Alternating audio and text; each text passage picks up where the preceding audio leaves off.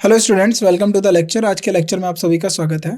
तो आपको पता है हम अभी नॉन फाइनाइट वर्ब्स को लेकर डिस्कस कर रहे हैं। तो उसके रिलेटेड हमने लास्ट लेक्चर में इन्फिनेटिव्स को पढ़ा, जिरेंड को पढ़ा और अब हम पार्टिसिपल्स को पढ़ेंगे। तो ये जो तीनों हमारे होते हैं हम इनको नॉन फाइनाइट वर्ब्स में यूज़ करते हैं। राइट, वर्ब्स के हमने दो हिस्से पढ़े हुए हैं। एक तो हमारा मेन वर्ब जो हम बेसिकली वर्ब को यूज़ करते हैं, किस तरीके से वो टेंसेस में यूज़ होती हैं, वॉइसेस में यूज़ होती हैं।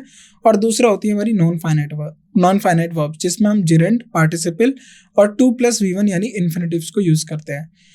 हमने इन्फिनेटिव्स के बारे में काफ़ी अच्छे से डिटेल में पढ़ लिया, जिरेंड के बारे में पढ़ लिया। अब हम पार्टिसिपल्स के बारे में पढ़ेंगे। देखिए, जिरेंड और पार्टिसिपल में थोड़ा बहुत ही अंतर होता है, उसको आप समझना है। वही अंतर बहुत बड़ा डिफरेंस क्रिएट करता है इन दोनों के बीच में।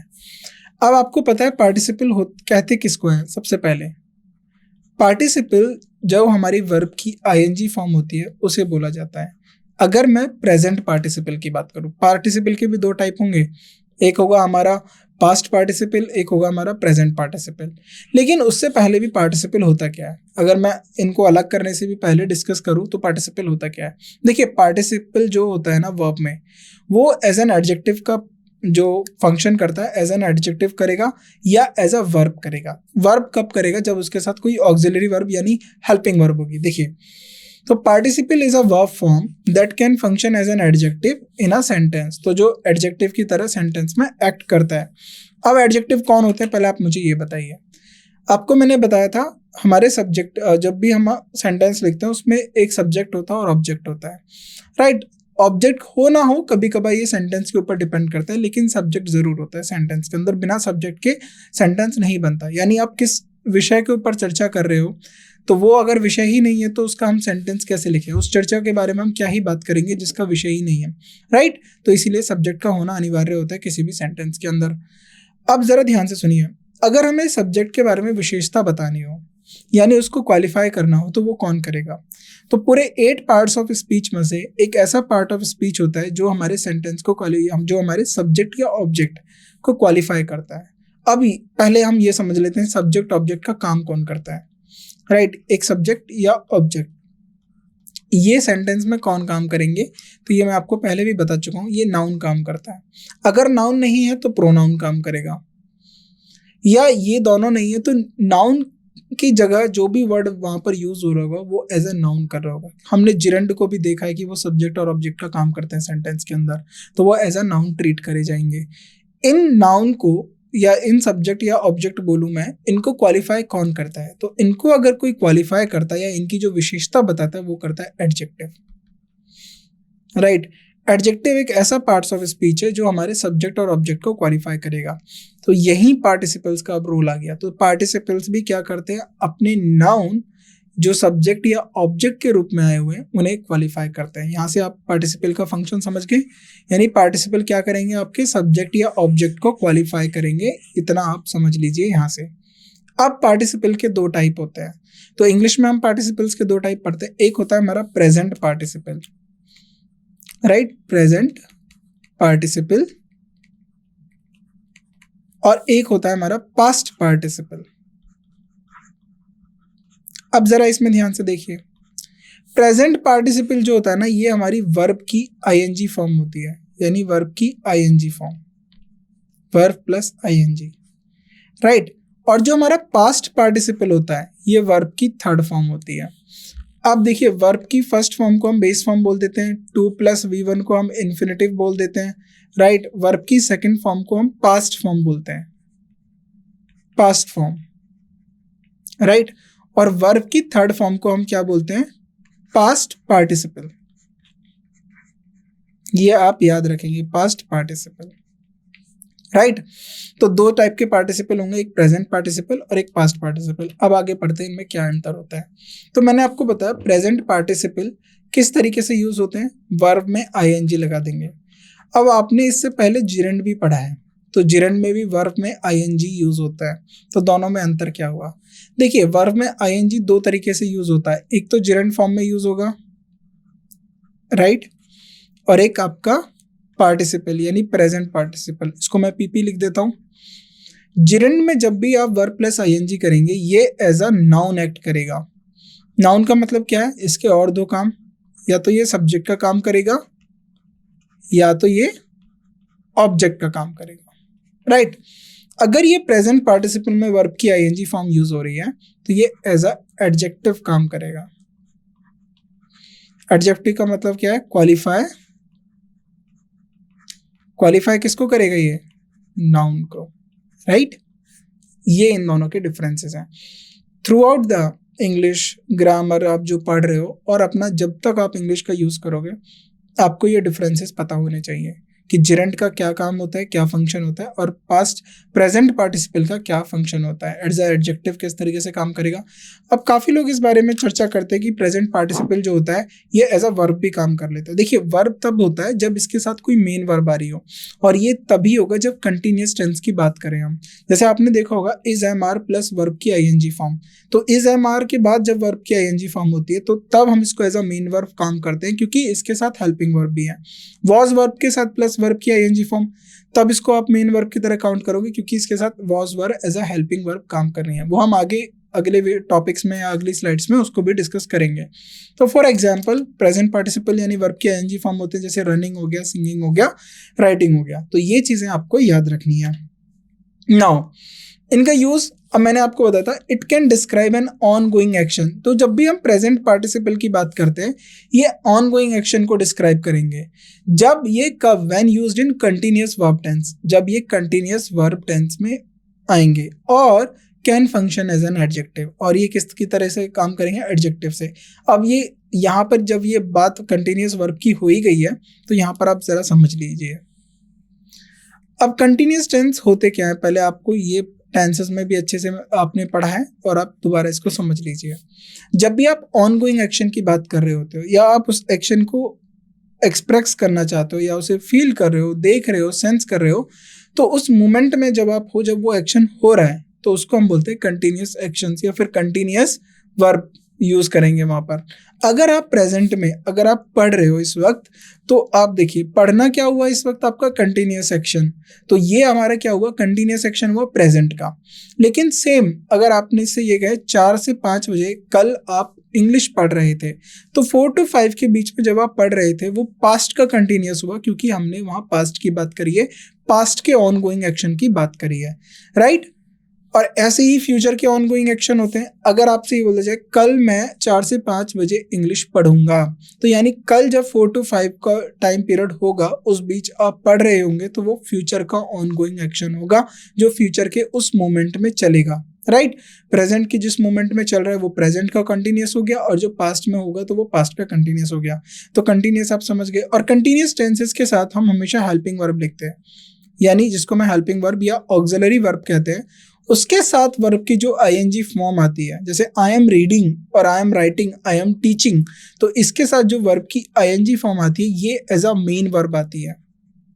क्या आती है? As a main verb, right. तो ऑक्सिलरी वर्ब के साथ जब वर्ब के साथ हमारी ऑक्सिलरी वर्ब होंगी, यानी आईएनजी फॉर्म के साथ ऑक्सिलरी या हेल्पिंग वर्ब होंगी, तभी हम उसको as a main verb treat करेंगे, जो कि इसमें बोला गया when used in continuous verb tenses. तो उसको हम क्या यूज करेंगे? एज अ वर्ब यूज करेंगे अपने प्रेजेंट पार्टिसिपल को, और बाकी हम इसको एज अ एडजेक्टिव यूज करेंगे। एग्जांपल के तौर पे the running water was cold, तो यहाँ पर जो रनिंग वाटर बताया गया ना, उस वाटर की बारे में बात हुई है। देखिए 2 तरीके का पानी होगा वहां पर, एक होगा ठहरा हुआ पानी यानी कहीं स्टोर वाटर होगा, और एक हो रहा होगा running water, right. For example के तौर पर समझिए, अब आपसे अगर आपने ये एक्सपीरियंस किया हो, समर के टाइम ऐसा जनरली होता है, तो जो ऊपर आपका अगर जो समर के टाइम जैसे अगर आपके घर के छत के ऊपर वो रखी रहती है, आपका वाटर सिंटेक्स होता है जिसमें वाटर स्टोरेज होता है, तो उसमें समर में क्या होता है? पानी गर्म हो जाता है।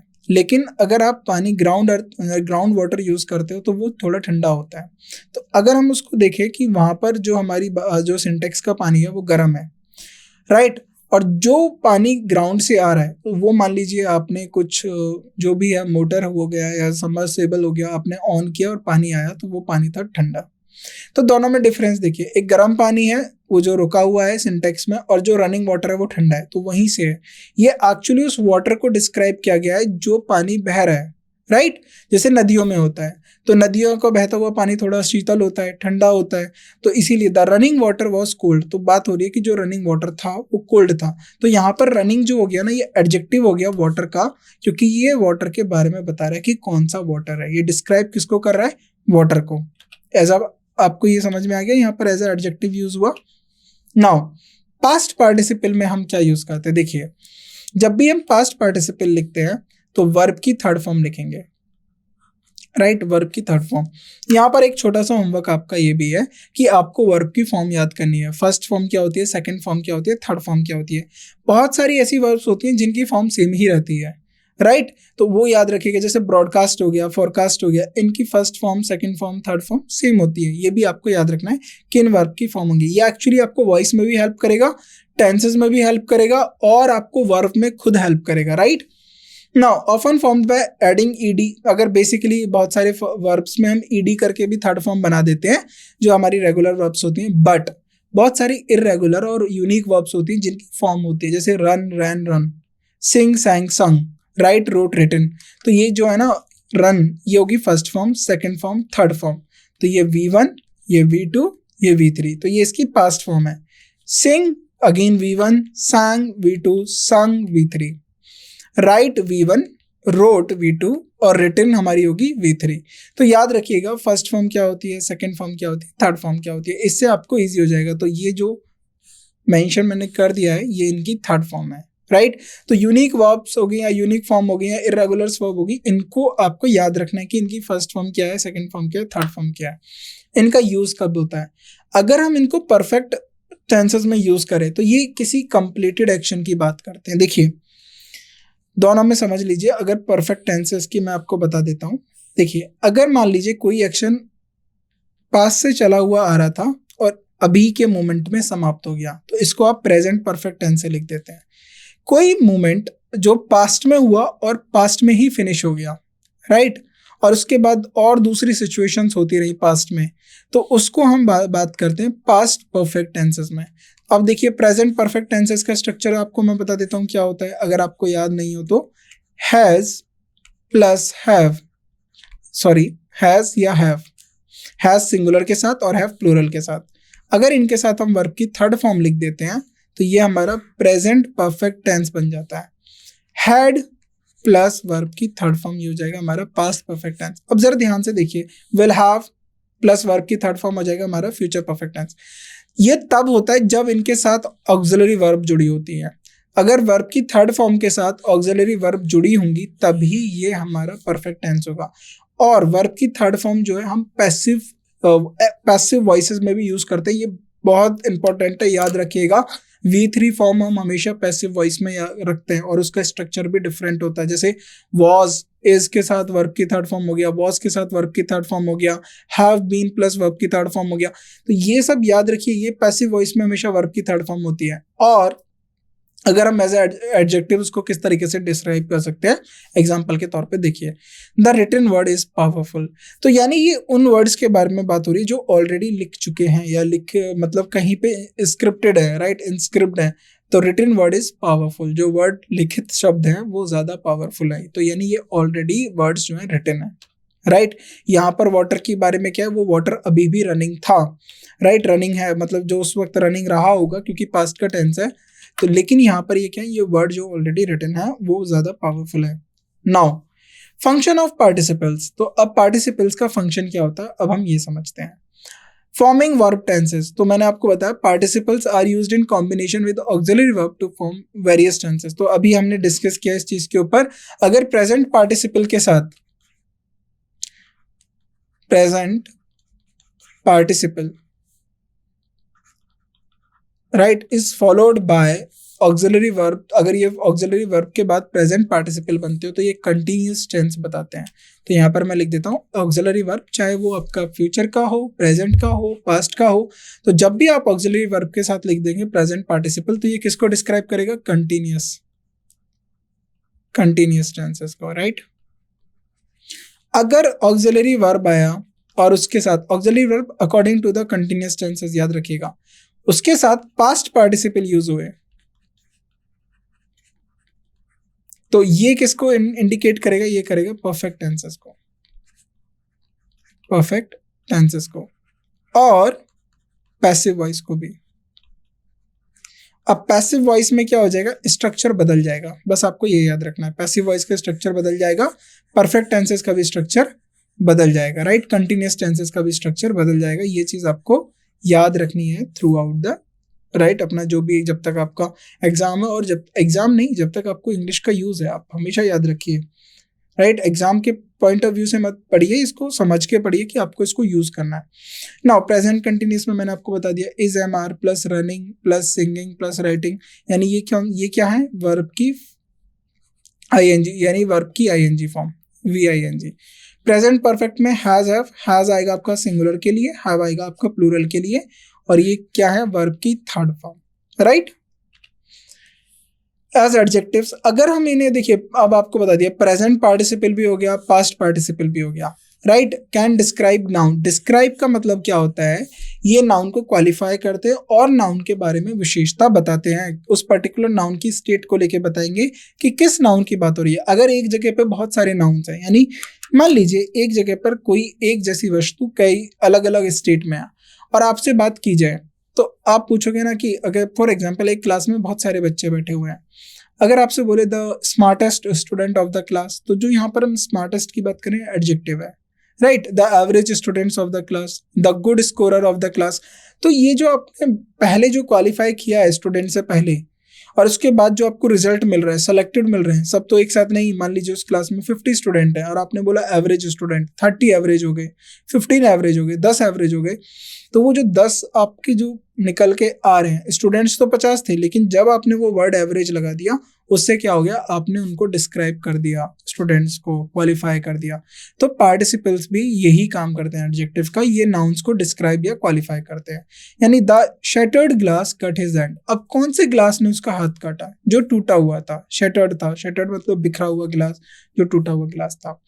The crying baby needs attention, अब किस बेबी को अटेंशन चाहिए, जो बच्चा रो रहा है, क्राइंग बेबी, यानी देखिए तो शटर्ड ग्लास ऑलरेडी टूटा हुआ ग्लास है, राइट। अब क्राइंग बेबी का मतलब क्या कि ये उस पर्टिकुलर मोमेंट में कंटिन्यूस में रहा होगा, यानी वो बच्चा उस वक्त रो रहा है, राइट। और शटर्ड ग्लास का मतलब है वो ग्लास ऑलरेडी टूटा है, राइट। तो यहां से इनके मीनिंग के बारे में भी पता चल रहा है कि क्या ये ग्लास अभी टूट रहा है या पहले का टूटा था, या बच्चा रो रहा है या पहले का। तो आप इसीलिए हम पास्ट पार्टिसिपल और प्रेजेंट पार्टिसिपल को एडजेक्टिव भी जब यूज करते हैं बड़ा केयरफुली होकर यूज करते हैं कि इनका मीनिंग क्या कन्वे होगा। In present in participle phrases, हम बहुत बार इनको पार्टिसिपल फ्रेजेस में भी यूज करते हैं। एग्जांपल के तौर पे देखते हैं, participles can had adjective phrases that provide more information about a noun. तो पार्टिसिपल क्या करते हैं, ये और ज्यादा फ्रेजेस के तौर पे यूज करे जाते हैं जिससे हमें नाउन के बारे में और डिटेल मिले, राइट। जैसे द कैट, अब कौन सी कैट की बात हो रही है, सिटिंग ऑन द रूफ, जो रूफ पे बैठी है।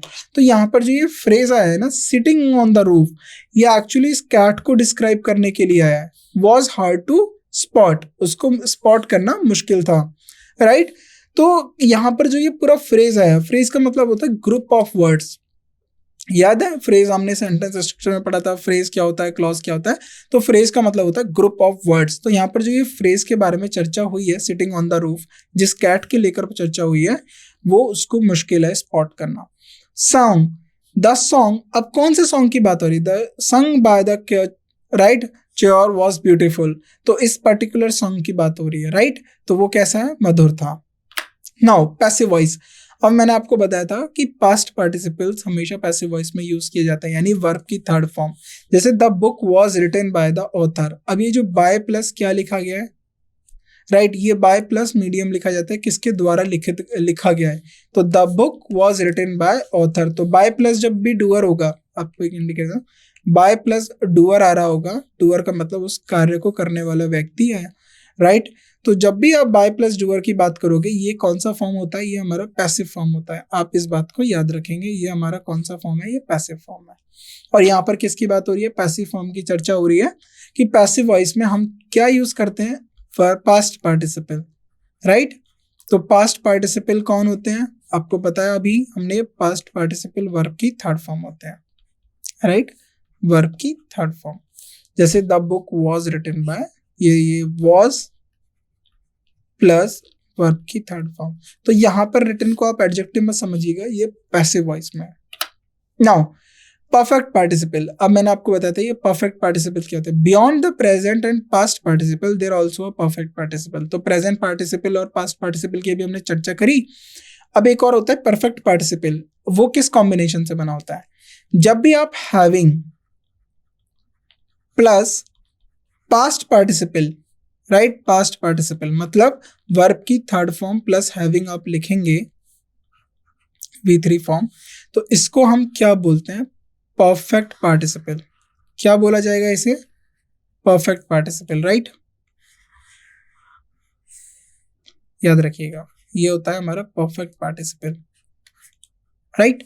जैसे beyond the present and past participle there is also a perfect participle which combine having plus past participle. जैसे एग्जांपल के तौर पे, having finished her meal she went out for a walk.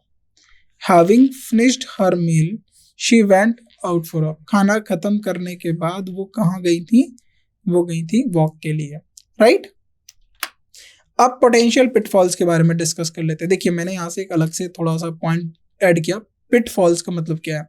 यानी जहाँ पर एरर करने के चांसेस ज़्यादा होते हैं, उनको भी तो लेके डिस्कस करना है कि जो हमने सीखा है, क्योंकि कुछ चीज़ें क्या हो जाती है, सिमिलर हो जाते हैं। जैसे वर्ब की आईएनजी फॉर्म को आप जेरेंड भी बोल दे रहे हो, पार्टिसिपल भी बोल दे रहे हो। अब कंफ्यूज हो गए तो एग्जाम में कैसे पता करेंगे? तो पता करना आना चाहिए, इसीलिए लिखा है पोटेंशियल पिटफॉल्स। का मतलब है कि इन बातों पे आपको विशेष जो है ध्यान रखना है। Both gerund and present participle दोनों आईएनजी फॉर्म में लिखे जाते हैं, बट दोनों का बहुत अलग फंक्शन होता है। एक एज अ नाउन करेगा एक्ट, ये दोबारा मैं आपको बता दे रहा हूँ, दोबारा नहीं कई बार मैंने आपको बता दिया।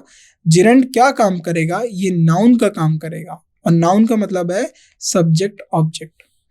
और हमारा पार्टिसिपल किसका काम करेगा? अब देखिए जेरेंड में आईएनजी फॉर्म की बात हो रही है, तो यहाँ पर मैं लिख देता हूँ simple present participle, not all participle, present participle. Present participle किसका काम करेगा? एडजेक्टिव का।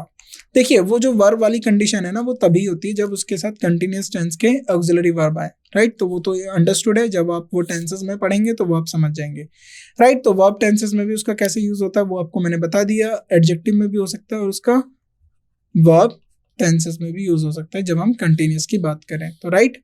एक्ट इन वर्ब टेंसेस और adjective. For example running is fun, तो यहाँ पर रनिंग जो है ना, क्या है ये? रनिंग एक एक्टिविटी है जो कि कैसी है? फन, मजेदार है। तो यहाँ पर जो रनिंग के मैंने बारे में बात करी है, ये एज अ सब्जेक्ट हुआ है। अब ये एज अ सब्जेक्ट कैसे? क्योंकि जो मेन वर्ब है वो तो इज है। इज क्या है? Linking verb. और क्या बता रहा है वो? रनिंग जो है वो फन है। फन क्या है? एडजेक्टिव, उसको बता रहा है, रनिंग को बता रहा है। तो यहाँ पर रनिंग एज अ सब्जेक्ट है जो कि एज अ जेरेंड है, राइट, यानी नाउन है। अब यहाँ पर शी इज रनिंग, अब वो क्या कर रही है? ये वो दौड़ रही है। तो यहाँ पर जो रनिंग आया ना, ये मेन वर्ब आया है, इज हेल्पिंग वर्ब आया है। The running boy is in my class. The running boy is classmate. जो रनिंग बॉय है, यहाँ पर बॉय लिख देते हैं, running boy is my classmate. अब यहाँ पर रनिंग क्या है? एडजेक्टिव। मान लीजिए अब कोई अपने नेबर के साथ, यानी उसका कोई एक राम है, उसका साथी हो गया राहुल। राहुल इसका नेबर है। और यहाँ पर हरी जो हो गया, वो बंदा दौड़ रहा है किसी पार्क में। तो राम राहुल के साथ गया एक क्रिकेट के मैदान में, तो वहां पर हरी रनिंग कर रहा था। तो राम ने बोला द रनिंग बॉय, जो वो तुम दौड़ता हुआ लड़का देख रहे हो ना, वो मेरा क्लासमेट है। तो राम ने किसको इंडिकेट करा? हरी को। और कैसे करा? अब देखिए जाहिर सी बात है, इसको तो नहीं पता होगा राहुल को हरी कौन है, तो उसने बता दिया जो लड़का दौड़ रहा है। तो यहाँ पर जो रनिंग है ना, ये बॉय को क्वालिफाई कर रहा है, इसलिए ये मैंने एज अ एडजेक्टिव लिया है। तो यहाँ आपको समझ में आया कि यहाँ पर कैसे हमने प्रेजेंट पार्टिसिपल को वर्ब में यूज कर लिया, सब्जेक्ट में यूज कर लिया वर्ब की सेम रनिंग को हमने 3 फॉर्म में डिस्क्राइब कर लिया। तो इस तरीके से चीजें आपको क्लियरिटी के साथ होनी चाहिए। नाउ इर्रेगुलर पास्ट पार्टिसिपल्स, तो मैनी कॉमन वर्ब्स जो होती हैं वो इर्रेगुलर पास्ट पार्टिसिपल्स होती हैं, so they need to be memorise. तो उनको सिर्फ एक ही तरीका है याद करने का, जैसे रन रैन रन, राइट सिंग सैंग संग, राइट रिटन रिटन, तो राइट रोट रिटन, तो ये आपको याद करना है। सी, यहाँ पर हमने पार्टिसिपल्स का इंट्रोडक्शन पढ़ लिया, तो इस लेक्चर में हमने अच्छे से इंट्रोडक्शन पढ़ लिया, पार्टिसिपल कैसे यूज होता है, क्या उसका यूज होता है, राइट, किस तरीके से हम उसको आइडेंटिफाई कर सकते हैं। और इससे लास्ट क्लास होगी इसके बाद हमारी पार्टिसिपल की, तो उसके ऊपर हम कॉन्सेप्ट्स डिस्कस करेंगे कि किस तरीके से हमारे जो पोटेंशियल कॉन्सेप्ट्स हैं एग्जाम में पार्टिसिपल्स को लेके पूछे जाते हैं, और किन बातों का हमें ज्यादा खास ध्यान रखना होता है जब भी हम पार्टिसिपल से डील करते हैं। तो उसको हम किस तरीके से एडजेक्टिव में यूज कर रहे हैं, किस तरीके से वर्ब में यूज कर रहे हैं, ये हमने काफी डिटेल में पढ़ लिया है। सो इस लेक्चर को हम यहीं एंड करते हैं, नेक्स्ट लेक्चर में हम इसके कॉन्सेप्ट्स को सीखेंगे। तो आपका होमवर्क है कि आप पार्टिसिपल्स को अच्छे से पढ़िए, और पार्टिसिपल से पहले भी आप इन्फिनेटिव्स को, जिरेंट को, इनको अच्छे से पढ़िए, क्योंकि इसके बाद हम इनके क्वेश्चंस को मिक्स करेंगे। उससे होगा ये कि आपको डिफरेंट टाइप्स के क्वेश्चंस, आपको कहाँ पार्टिसिपल यूज करना है, कहाँ पर जिरेंट यूज करना है, कहाँ पर इन्फिनेटिव्स को यूज करना है, तो वो आपको जब एक ही क्वेश्चन में देखने को मिलेगा तो वहां से आपकी कॉन्सेप्ट क्लियरिटी और भी ज्यादा बढ़ेगी, राइट। तो इन चीजों का आपको ध्यान रखना है, और इसके साथ आपको वर्ब की फॉर्म याद करनी है। जब आपको वर्ब की फॉर्म याद होती है तो उससे आपको पता चल जाएगा कि ये पास्ट फॉर्म है, ये फर्स्ट फॉर्म है या बेस फॉर्म है, ये 2+V1 इसका इन्फिनेटिव है, और ये हमारी प्रेजेंट, जो ये हमारी पास्ट पार्टिसिपल है। तो पास्ट पार्टिसिपल का मतलब होता है वर्ब की थर्ड फॉर्म। तो वहां आपको वो पैसिव वॉइस में भी यूज करना है। देखिए पास्ट, ये याद क्यों करने के लिए होता है, क्योंकि वर्ब को आपको खुद वर्ब में तो पढ़ते हो आप, टेंसेस में उसका यूज होता है, वॉइस में यूज होता है, तो अब पार्टिसिपल में भी उसका यूज होता है। तो ये बहुत ज्यादा पोटेंशियल टॉपिक है, वर्ब की फॉर्म्स आपको याद होनी चाहिए। और ये मैंने आपको पिटफॉल नंबर 2 में भी मेंशन किया है कि यहाँ पर एरर होने के चांसेस ज्यादा होते हैं, राइट। सो बाकी के जो हमारे टॉपिक्स हैं, बाकी के जो हमारे कॉन्सेप्ट हैं, वो हम नेक्स्ट लेक्चर में डिस्कस करते हैं। सो इस लेक्चर के लिए थैंक यू सो मच।